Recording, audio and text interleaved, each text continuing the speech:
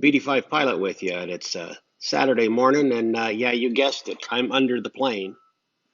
So I've got both of the fuel lines bent, and now what I just have to do is create the little bracket, because that's going to have a little bolt right there on that fitting. It holds this end in place, probably be one or two clamps along this, but then where it comes into this area, and I've had to order an additional, some more AN fittings. I need to bring that one on the left-hand side down, and I need to turn it around almost 90, almost 180 degrees. That's going to have to come out. It's going to be a combination of two fittings, a 90 and a 45. And that's going to turn that back around, so that fitting will fit in there.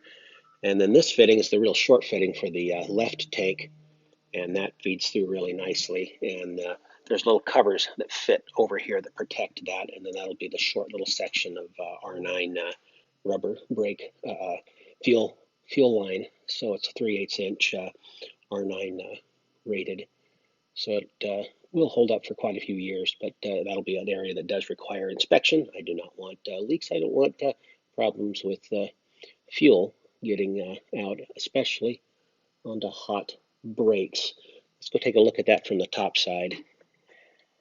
And I've made a temporary piece, just a little corner there that is taken directly off of the actual pan that fits there. So the holes are in the exact same spot.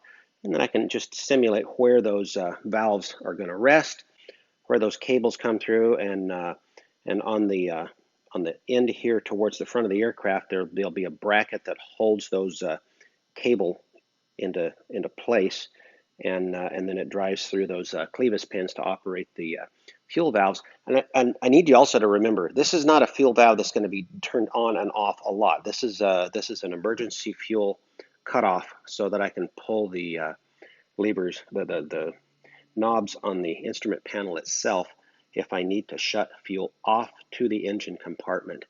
And other than that, I expect this to stay reasonably balanced. I may find that with a longer flight that I start to get some fuel imbalance from left and right side in the tanks themselves, and they may come into play if that turns out to be true. And here it shows setting the actual pan and the part of the motor mount that's going to be where it passes through. And those are going to rest just a little bit higher than that. There'll be just a slightly bigger angle for that, and those are where those will fit in this part of the installation. And now my work is to create the little bracket that holds those in place and secures them into position. So I am going to install this one NPT fitting so I can get the height right for where I'm making that bracket to hold that in place. And the way this works, I put some Loctite 567 two threads in, and then once I get that finger tight, I'm going to take and turn it 1.5 to 3 turns. So this would probably end up being one of the 1.5 turn ones, looking at how this has to align. You know, the really neat thing is when you have the right equipment, you can check things. So I have the valve set closed, and let's put a little vacuum into here. And so there I've pulled just a little over 10 pounds of vacuum, and I'm getting no leak. So that should be a good fitting. We'll, of course, eventually find out when we stick fuel in it, but looks like that one's going to seal just fine. So I've been telling you how I've got to have a bracket to hold this into place. So I took some 25,000 scrap, formed initially this one, which was close but didn't work. Allowed me to modify it a little bit more. So now when I place this this into here, well, let me put a piece in there and show you. So there, now you see how that holds that in place. So that gets riveted from the bottom, and I've got to save doing the NPT joint there, because that goes through that sized hole, and so I've got to have the bracket done before I mount that piece on. Now, what happens on the other side here is I actually form another piece of aluminum that fits over the top of where that valve operates from. So that'll hold the valve in place. So when I put the pressure on it from the cable, it'll pull on that and not move the whole valve. And this is exactly how they do it in an RV12. Except in the RV12, they use a lever and not the cable. So now that I have the shape worked out, I've stenciled this into a 32 thousandths, so a little heavier sheet metal, and I'm going to form these parts, test fit them, and then make that little part that goes over the top, and then see if I can assemble these enough that prove that they work. Well, I can tell you that's actually been a tricky enough fitting job that I'm going to hold off until Wix delivers the the pieces for here, this valve, so that I make absolutely sure, because the clearances are that tight, I want to make sure that it absolutely fits perfectly. As soon as I get that set, it's basically set in the aircraft with the 3/8 lines in the right place.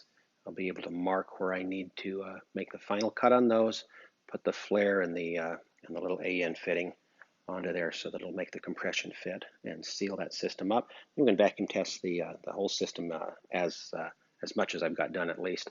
We can design then those little cable pulls so that they do the right job as well.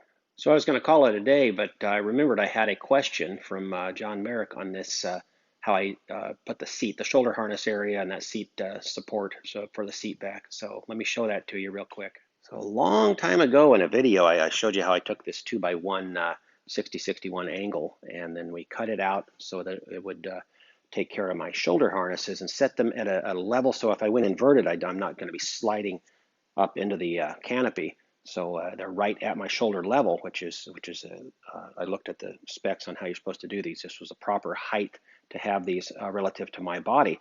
When I got this seat worked out, my new seat, I actually had to cut that little center part out so I could get this to drop back far enough, because what's critical with me is if this area of my back is pushed forward, it pushes my head right up into the canopy with the helmet on. So I've got to keep that clearance. But making that mod, of course, this 60-61 lost this bit of angle here, so it lost a lot of its strength.